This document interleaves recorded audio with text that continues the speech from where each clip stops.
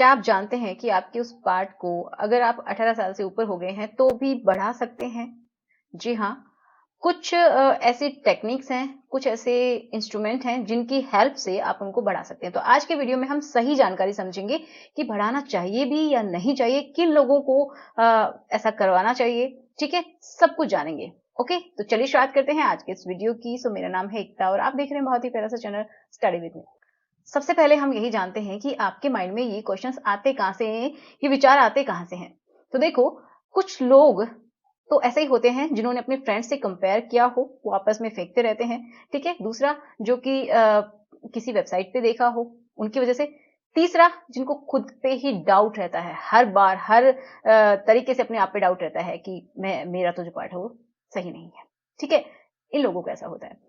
अब हम बात करते हैं कि किनका नॉर्मल होता है और किनका अबनॉर्मल है।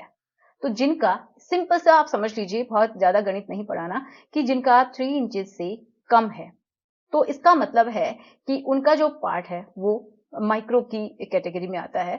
उससे भी अगर कम रहता है, तो जैसे 2.5 इंच रहता है, तो वो क्या है, माइक्रो की कंडीशन में आता है। उनकी वजह से बहुत सारे लोगों को प्रॉब्लम भी होती है। नॉर्मल डेली जो लाइफ है उसमें भी प्रॉब्लम होती है, क्योंकि इतना छोटा होता है कि जब वो यूरिन करते हैं तो उनकी बॉडी पे ही वो गिर जाती हैं, तो उनको प्रॉब्लम होती है एक्चुअल में। अब मैक्सिमम जो लोग हैं उनको प्रॉब्लम नहीं होती है, जिनकी 3 इंचेस के बराबर है या फिर 3 इंचेस से लेके 4.5 तक है तो बिल्कुल नॉर्मल है, 4.3 तक भी नॉर्मल है। उससे ज्यादा अगर है तो हो सकता है फीमेल को प्रॉब्लम हो, उससे कम रहता है तो ऑब्वियस सी बात है 3 इंचेस से कम है तो वो माइक्रो की कैटेगरी में है। समझ में आया? अब हम ये बात करते हैं कि अगर आपको बढ़ाना है तो कैसे बढ़ाएं। तो उसकी कुछ टेक्निक्स होती हैं। सबसे पहली, जो कि लोग 18 साल के बाद भी उसको इस्तेमाल करते हैं, बाद में ही इस्तेमाल करते हैं, क्योंकि एक पर्टिकुलर एज के बाद नेचुरली तो नहीं बढ़ता है।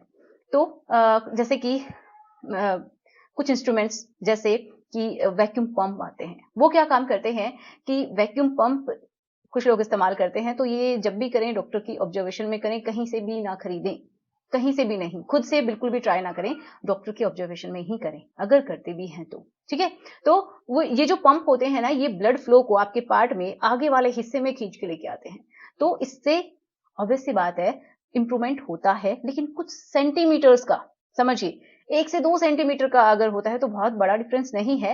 लेकिन हाँ, इसके साइड इफेक्ट बहुत सारे हैं कि या तो ये क्या कर सकता है, टिश्यूज में डैमेज कर सकता है, नसों को भी ये समझिए डैमेज कर सकता है, और प्रॉपर ब्लड फ्लो आपके ये समझिए लाइफ में रहे ही ना, ऐसा भी हो सकता है, ये डैमेज कर देगा। तो ये सारे इसके साइड इफेक्ट भी होते हैं, किसी में होते हैं किसी में नहीं भी होते हैं। समझ रहे हैं? नेक्स्ट, कुछ लोग स्ट्रेचिंग डिवाइसेस यूज करते हैं, जो स्ट्रेच करके रखते हैं, खींच के रखते हैं, उनसे भी इंप्रूवमेंट होता है, नो डाउट। 1 से 2 सेंटीमीटर का ही होगा उनमें भी, लेकिन होगा।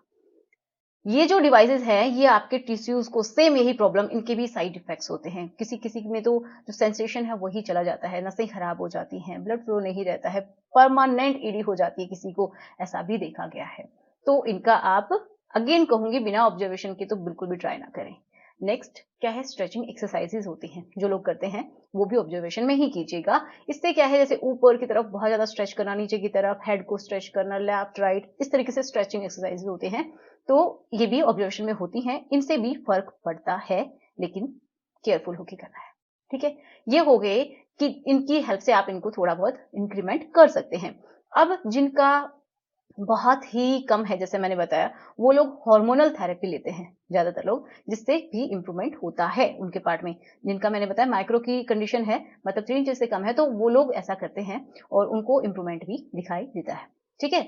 अब कुछ लोग क्या करते हैं ना, इनलार्जमेंट करवाते हैं, सर्जरी करवाते हैं, तो वो भी सिर्फ वही लोग करवाएं जितना हो सके तो, और कोई जो नॉर्मल है वो बिल्कुल भी ना कराए, ठीक है। जिनका 3 इंच के लगभग भी है वो ना करवाएं, तो वही करवाएं जो कि 3 इंचेस से जिनका कम है।